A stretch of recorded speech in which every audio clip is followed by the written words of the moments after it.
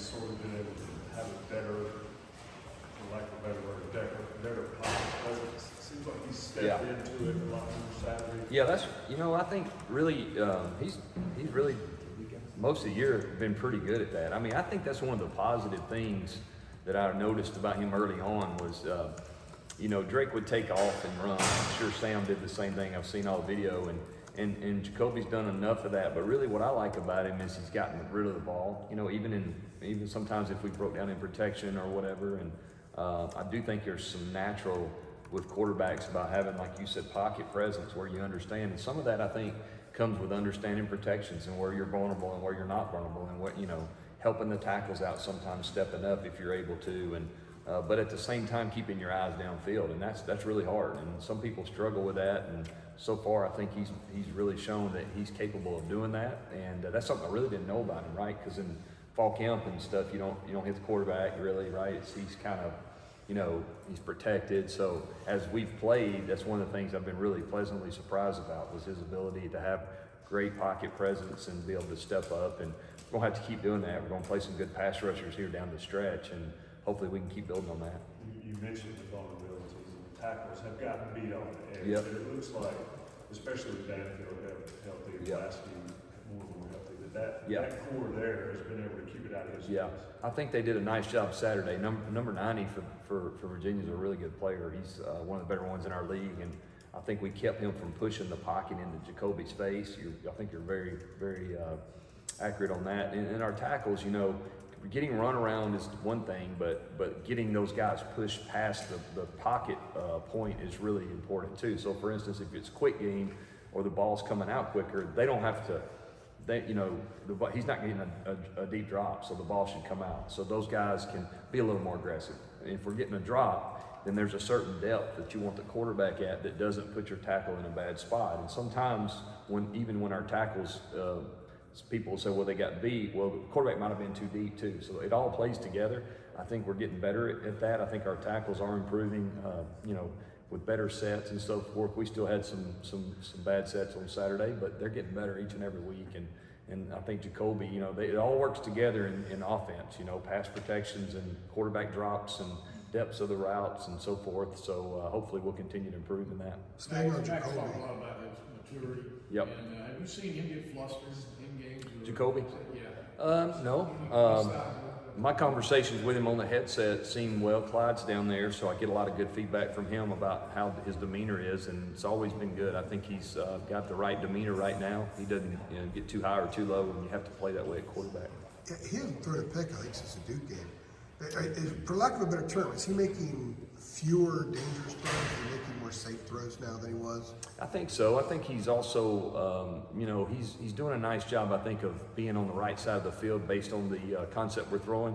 Or some of our stuff is progression based too, and you just kind of go through your progressions and stay with it. So I think it's a mix of both. I think it goes to I think it really speaks to his preparation, doing a lot of film, understanding what looks we might see, where the ball needs to go versus certain coverages, certain pressures and so forth.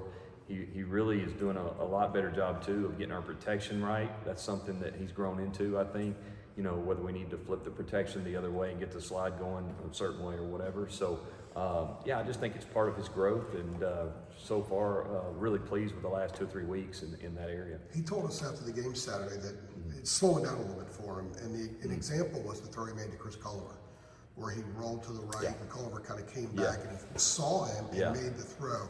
Is that an example of a game maybe slowing down to a guy who's just probably getting experience? Probably a really good example, because a lot of young quarterbacks, when they take off like that, he left the pocket, they don't keep their eyes downfield, and they're so worried about making the right decision, running it or so forth. But I think that's a great point. Knowing where those receivers are shows his growth, understanding, hey, this was this kind of route, so the receiver should be in this area. And then I think Culliver did a nice job of coming back to the ball and being friendly for the quarterback. And so I think that is a great example. When the game's going really fast for quarterbacks, they struggle seeing down the field, or they're staring at the rush or so forth. So he's doing a nice job of that right now. Just got to continue to do it. Chip, what stood out to you about the way J.J. Jones played Saturday? When you had like the elusiveness and the acceleration on the bubble screen, and then you had the concentration and the balance on the ball in the end zone? I mean, Yeah. as a coordinator and play caller, like what popped to you about what he was doing? Yeah, I think he's, it shows he made contested catches on the touchdown right before half, which is big. When you can do that, you can give the quarterback can give you a chance to get your hands on it, and you can go make a play. I think that's always nice. And then what I really liked was on the tunnel screen, he finished the play. He went and scored. A lot of times we've thrown that play several times this year, and we hadn't really. It's always been a positive play, but we hadn't broke one like that. So I love to see that he ran through some tackles and finished. And JJ's played a lot. He's a veteran guy, and we're gonna need him to continue to do that down the stretch. The run after the catch for him was, we've seen him play a long time now. I'm like, I don't know if he's had that kind of. Yeah, I don't either. He's a big guy, and so he can break tackles. I just think from sheer size, and we need him to keep doing it for sure. Chip, the 1 minute drill before halftime. Coach Brown said that was the play of the game, the touchdown to JJ there at the end. Was that the cleanest you guys have executed that, in practice or in a game this season? I mean, it looked like there was no panic at all. Everyone knew what they were doing. Maybe so. And I think it speaks to Jacoby and how he's continued to get comfortable. That was one of those situations where, it was, hey, if it's not there, we'll throw it away. We think we're in field goal range, and if for some reason we're in bounds, we got to clock it quick, and that would have been hard to do with him way down the field. So the thought was, hey, we'll take this shot on a double move, and if we hit it, great. If not, throw it out, and we'll try to kick the field goal, or we'll have time to throw a little short out and get out of bounds. And it's really good execution. The pass protection was really good. The tight end and running back were involved in that with the O-line. And great job by JJ going and getting the ball. And I think that's Jacoby. We threw that same play early in the game, and Jacoby missed it. They threw it out of bounds, and really was kind of late getting to it. And good job by him of understanding that and really getting the ball out on time and giving JJ a chance. Would you have taken that shot with Jacoby like a month ago, or is this part of the confidence in him that he can make that play and it wouldn't be anything dangerous? No, that's a good question. I think I would have. We had the play in, because of the coverage we thought we were going to get, but maybe not. Maybe I'd have, been more conservative.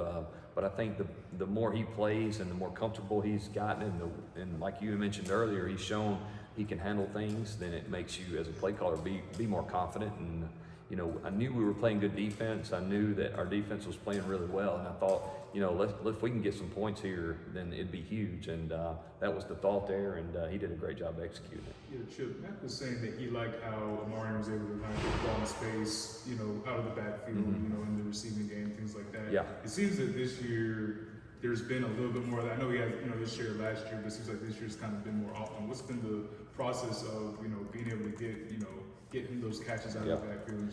Yeah, I think, when you're trying to figure out who your playmakers are, okay, and our job is to try to get it in their hands as much as you can. I think Marian's right there at the top of the list, so we tried to find creative ways to give them, and our staff has done a really nice job. Everybody on our staff, all the way down from Natron being helping with the running backs, the analysts and GAs, we all contribute, and which obviously I have to make the decision at the end of the day what we're going to carry and what's too much and so forth. But I think the point is we try to get the ball to our playmakers as much as we can. He's one of those guys, and last year you mentioned that he caught I think 20 something 30 balls last year. Is that right? Yeah.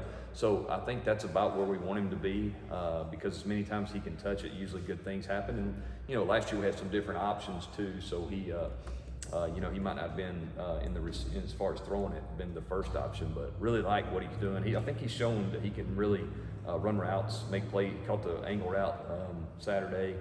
He can route run. He can pass protect. I think he's an every down back at the next level as well. So it's good to see that. We'll continue to try to do it for sure. For sure, and then he's of course shown durability, if you will, kind of throughout his career. He's already at the 1,000-yard mark, things like that. Mm-hmm. I guess how have you observed the way he's managed the workload, to this point in the season with how much touches? Yeah, he's a unique guy because I've never been around a guy like him. He's really no drama, doesn't say a whole lot. Practices every rep he gets in practice is full speed. It's really impressive to watch him. And if you think, I've been around a few guys that have been that way and they stick out because they're the same every day, right? There's no really ups and downs and peaks and valleys. He's just really steady. He's very confident, I think, in himself, and it's really a calming thing from a coordinator standpoint for a guy that is going to show up every day and give you everything he's got, and he does that. And I think you're seeing that each and every week, and we got to keep trying to find ways to get him the ball. Looking at FSU, Coach Brown said that their defensive front is the best that you guys will have seen thus far this season. Looking at them, obviously their record isn't the best, but what makes them good on that side of the ball? Yeah, they got really good players. I mean, for sure, the front is, like Coach said, is one of the most impressive fronts we've seen for sure. They always do, though. They're very athletic. They play extremely hard. Their scheme's good.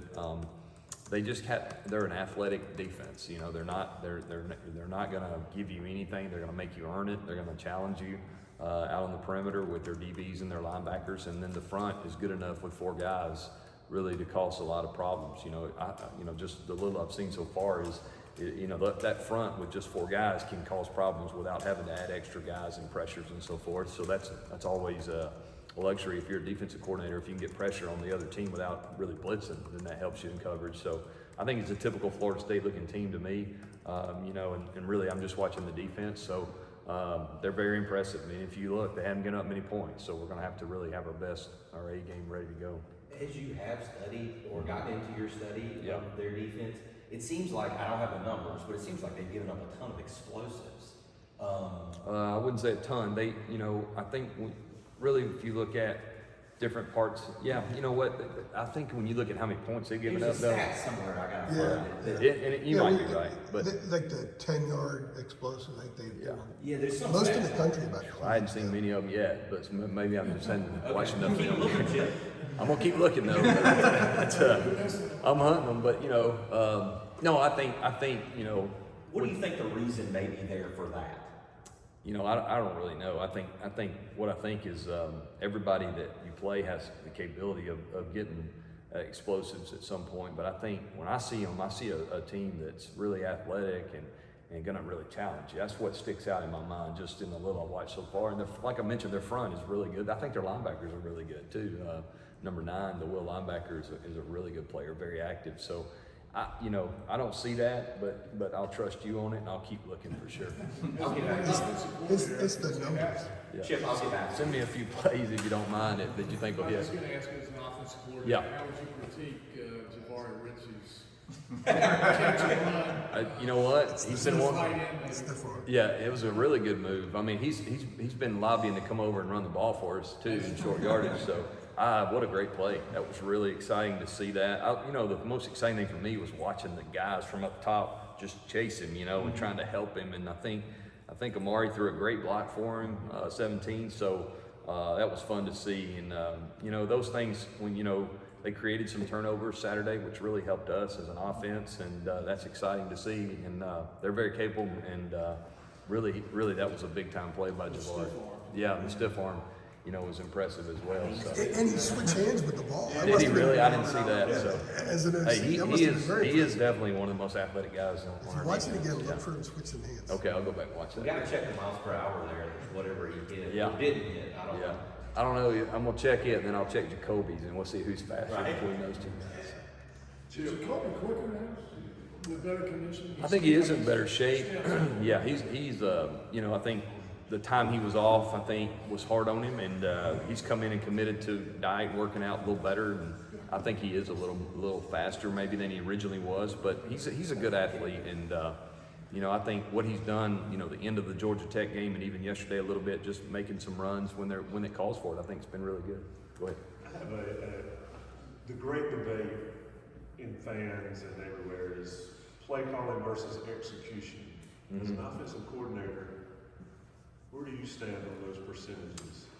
Well, every play that I call, I hope it scores. Okay, I think that would be my first statement. No, I think it's a combination. I think definitely you want to get your guys the best, put them in the best position to score. Okay, and some schemes are good certain weeks because of the looks you're getting. Some aren't. I think that's pretty self-explanatory. But I think execution is a huge part of it. And then, but it's not just on the players. Like what goes into the execution? Did we give them all the looks that week so they can execute it? Did we prepare them for it? You know, are we asking them to do something that we can't do very well? That's not something we do well. So we can have a great play, But if that's not our strength and what we can do, then it's not going to be good. Is the quarterback comfortable with it? I do a lot of things with the quarterback of, hey, if you don't like it, it don't matter if I like it, because I'm not standing out there, running the play. And I think that's important too, and it breeds confidence for our players when we can give them things that they feel confident doing. And I think that's the challenge each and every week. You play good defenses, you play good schemes on the other side, but also is it something we can execute? For instance, somebody they played, it may not be a good play for us just because it was good for so-and-so, that may not be our strength. So I think that's the challenge as a coordinator. And, I think putting your players in the best position, but also doing it in something that's realistic for your team is important. You mentioned Jake Johnson was probably going to have to. You mentioned Jake Johnson was probably going to have to step up in Bryson's absence. How would you rate his performance against Virginia? Yeah, he's really improved. His physicality is one of the things that Freddie, I know, has challenged him on, is being more physical, run game and so forth, which is going to be a big part down the stretch here. Is we got to get him to fill in those. Bryson is known for being athletic and being able to get out and make plays, but he also he's underrated blocker because he was such a good pass receiver. But I think Jake's very capable. Jake's accepted that challenge, and I think Saturday, if you go back and watch the game closely, he did a lot of really nice things of playing with good pad level and being physical, and that's important. That's going to be important for us as we continue this drive down the stretch, because running the football is what we have to do. We understand that, and Jake's a big part of it. All right? All right, thank you, guys.